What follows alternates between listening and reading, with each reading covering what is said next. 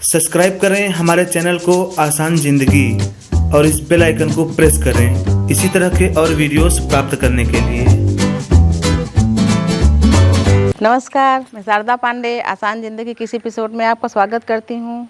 आज मैं आपको बताऊंगी शिव पूजन में जो शिव पूजन की थाली होती है उसमें क्या क्या होता है, बेसिक चीज़ें दिखाऊंगी, बहुत सारी चीज़ें नहीं। जैसे मैं करवा चौथ का थाली सजा के दिखाई थी उसी तरह से शिव पूजन में क्या क्या अनिवार्य है तो मैं आपको दिखाऊंगी। उसके पहले थोड़ा सा और कुछ जानकारी देती हूँ।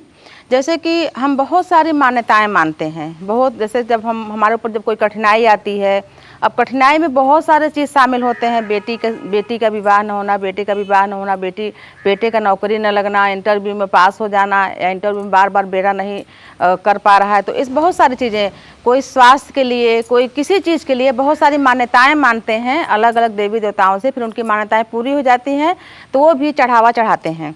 उसी प्रकार से मैं आपको बताऊंगी कि भगवान भोलेनाथ अति शीघ्र अपने भक्तों के ऊपर प्रसन्न हो जाते हैं। जब प्रसन्न हो जाते हैं तो कोई कोई क्या मानते हैं, त्रिशूल, कोई कोई चांदी का त्रिशूल, कोई कोई नाग मानते हैं चांदी का, या जो तांबे का नाग आता है वो और सावन में चढ़ाऊंगा, ऐसे करके मानते हैं। उनकी मान्यता भी पूरी हो जाती है। कोई कोई चंद्रमा मानते हैं चढ़ाने के, हमारे ये कष्ट दूर हो जाए तो हम चंद्रमा भगवान शिव को चढ़ाएंगे। कोई कोई लोग, मतलब हर चीज़ अलग अलग लोग अलग अलग चीज़ों की मान्यता मानते हैं। कोई घंटी मानते हैं, जो घंटी बजाते हैं कि हम घंटी चढ़ाएंगे और शिवलिंग पर कोई चंद्रमा। कोई डमरू मानते हैं कि डमरू हम चढ़ाएंगे। कोई त्रिशूल, कोई नाग चढ़ाते हैं, नाग नागिन का जोड़ा, कुछ भी मानते हैं। तो अगर आपको ये जानकारी नहीं थी तो मैं आपको जानकारी दी हूँ। अब अगर आपके ऊपर कोई संकट है या कोई मनोकामना पूरी नहीं हो रही है तो अब इस सावन में आप मान सकती हैं। अगले सावन तक है, जब भी आपका मनोकामना पूरी हो जाए, जरूरी नहीं है कि सावन में ही चढ़ाएं। बहुत सारे पर्व आते हैं, सोमवार आता है, बहुत सारे पर्व, शिवरात्रि, कभी भी आप चढ़ा सकते हैं।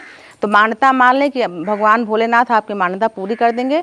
तो आप जो भी मान लें, डमरू, त्रिशूल, चांदी का, चंद्रमा, नाग नागिन, कुछ भी मान लें, भगवान को चढ़ा दें, घंटी, कुछ भी। तो मैं आपको बता रही हूँ थाली भगवान शिव जी के पूजन में क्या क्या होना चाहिए। तो उसके पहले मैं आपको बताऊंगी कि आप हमारे चैनल को सब्सक्राइब कर लें।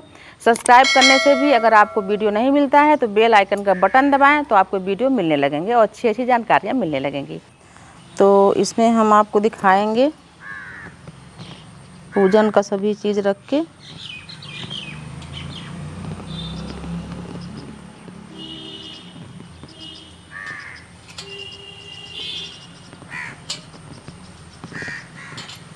दो बत्ती वाला दीपक, और ये दीपक जो रुई का ये बत्ती है, ये आंकड़े का रुई है। ये देखिए, ये बहुत ही सिल्की, ये देखिए बहुत सॉफ्ट, ये इसी का रुई है। और ये इसका फल है, देखिए इसमें से निकलेगा, इसका बीज है।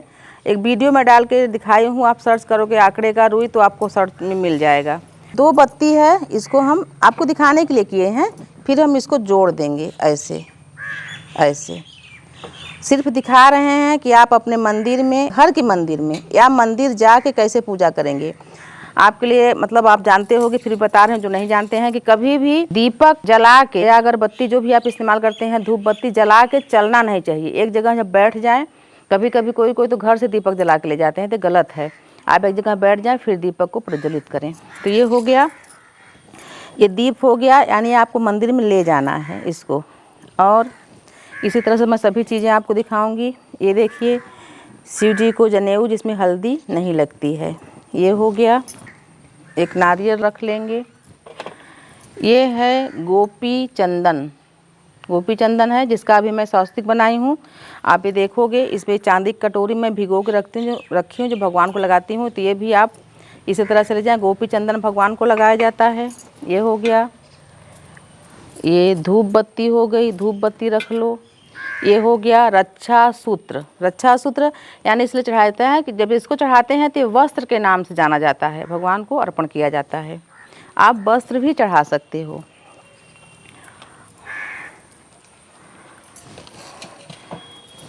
ये है धतूरा का पुष्प, तो ये धतूरा का पुष्प है, इसको भी आप मंगाएं। ये है धतूरा का फल, अभी छोटा छोटा है, फिर भी शिव जी को चढ़ता ही है। बहुत सारी बहनें बोलेंगी कि हमको नहीं मिलेगा, तो आपको जो मिल सके उसको आप ले आएँ, लेकिन ये सब लगता है इसलिए मैं दिखा रही हूँ। धतूरा का फल। ये क्या है? आकड़े का फल। जो अभी मैं दिखाई हूँ रुई, इसी में से रुई निकलता है, इसको भी चढ़ाते हैं। ये गुझिया के आकार का होता है, इसलिए गुझिया भी भगवान को चढ़ाया जाता है। ये है पुष्पहार सफ़ेद फूलों का, तो ये भी हम यहाँ रख देते हैं। ये है आकड़े का पुष्प, इसको भी ज़रूरी है भगवान के पूजन में, इसको भी हम यहाँ रख देते हैं। और भी पुष्प चढ़ा सकते हैं भगवान को इसके अलावा। उसके बाद ये है बेल पत्री, बेल पत्र। तो मैं आपको बेल पत्र के बारे में जानकारी देना चाहूँगी। मान लीजिए हमारे आसपास में तो मिल जाता है, ये है बेल पत्र। अगर आपको बेल पत्र रोज़ रोज़ न मिले, यहाँ रख देती हूँ, तो आप बेल पत्र मंगा के भगवान को ऐसे अपने मंदिर में चढ़ाते हो। जैसे बहुत सारे लोगों को घर में शिव जी हैं, शिवलिंग है, चढ़ाते हो। रोज़ रोज़ नहीं मिलता तो आप इनको उतार के धुल लो और फिर चढ़ा दो। ऐसी मान्यता है कि बेलपत्र उल्टा सीधा, बेलपत्र सूखा, बेलपत्र का चूर्ण भी भगवान शिव जी को चढ़ाया जाता है, चढ़ा सकते हो। आप इसको देखो ध्यान से। ये है भांग। भांग भगवान शिव जी को ज़रूर चढ़ाएं, तो ये भी यहाँ रख देती हूँ, भांग है। उसके अलावा ये है चने की दाल, जो कि धुल दिए हैं इसको। चने की दाल का अक्षत सावन महीने में भगवान शिव को चढ़ाया जाता है। ये है कपूर। कपूर भी आप ले जाएं पूजन में, घर में पूजन करते हैं तो ज़रूर रखें। कपूर हो गया। माचिस रख लें, माचिस रख दी हूँ। फिर ये दिखाऊंगी चूरमा प्रसाद।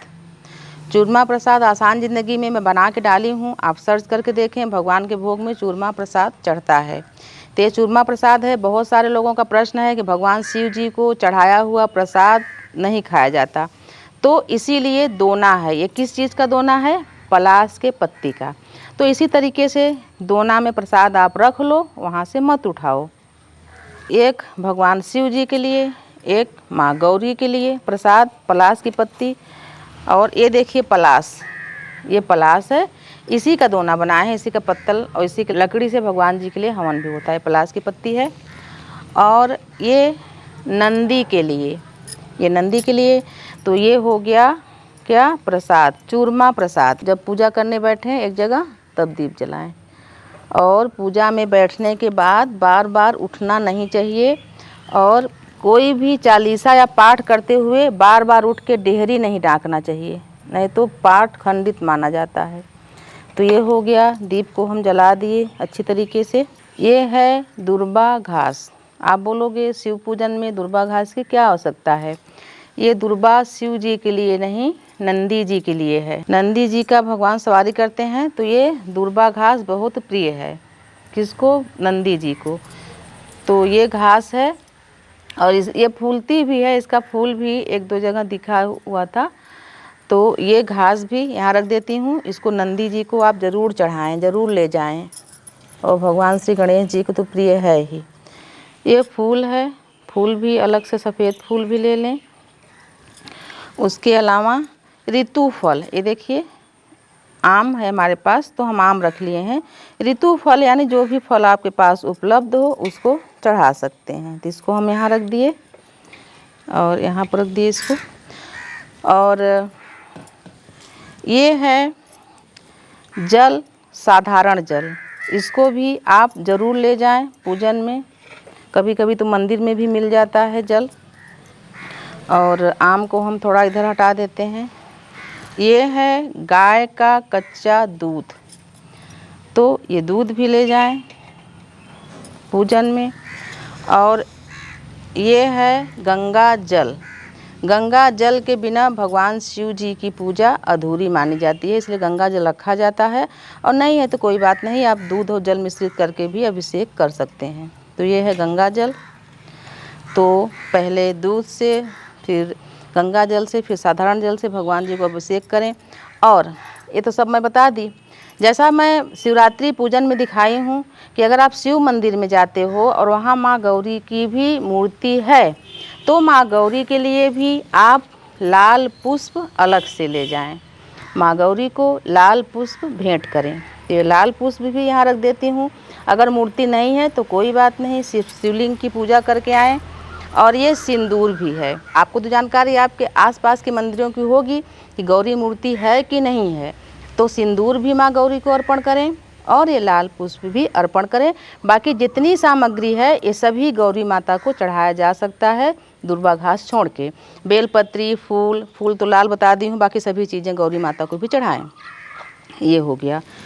फिर ये है पान पत्ता, सुपारी, लौंग, इलायची। मुख शुद्धि के लिए सभी देवी देवताओं को इसको ज़रूर देना चाहिए। तो ये है 4-5 पान है, तो गौरी मैया को, शिव जी को, नंदी जी को चढ़ाया जाएगा। ये हो गया। और फिर अंत में दक्षिणा, जो भी आपकी श्रद्धा हो दक्षिणा भी चढ़ाएं। तो ये दक्षिणा चढ़ा दिए। तो ये है, आपको जानकारी विशेष दे रही हूँ कि कमल गट्टा है, इसमें कि इसका माला बना के माँ लक्ष्मी के मंत्रों का जाप किया जाता है। पर जैसे आपके पास मान लो बेलपत्र नहीं है तो इसको 3 कमल गट्टे का ये दाना शिव जी के पास पहले चढ़ा सकते हैं, पहले दिनों में, और पूरे दिन चढ़े रहने दीजिए, यानी पूरे सावन चढ़े रहने दीजिए। उसके विकल्प में एक और है कि आप अगर जैसे जनेऊ है, जनेऊ 1 चढ़ा सकते हैं।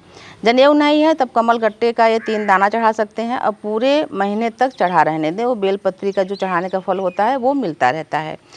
तो ये जानकारी मैं आपको दी हूँ। और ये दिखाई हूँ भगवान शिव जी के पूजन की थाली में सावन महीने में क्या क्या लगता है, तो यह पूरा दिखा दी हूँ मैं। और जो भी ऋतु फल हो आप उसको चढ़ा सकते हैं। तो मंदिर में यही सब चढ़ाया जाता है और भगवान के ऊपर जो प्रसाद चढ़ता है वहीं पर छोड़ के चले आए। और ये बताने के बाद हमारी बहनें कहीं तो परेशानी बताएंगी कि हमको बेलपत्री नहीं मिलता, आकड़ा नहीं मिलता, धतूरा नहीं मिलता, ये सब चीज़ें नहीं मिलती। जो विकल्प में बताया गया है, अगर ये भी नहीं मिलता, श्रद्धा से आप कुछ भी चढ़ाएंगे भगवान को तो भगवान स्वीकार करेंगे और आपकी सभी मनोकामना पूरी करेंगे। इसी तरह के वीडियो आगे भी हम आपको देते रहेंगे। आप हमारे साथ बने रहें, देखते रहें आसान ज़िंदगी। तब तक के लिए नमस्कार।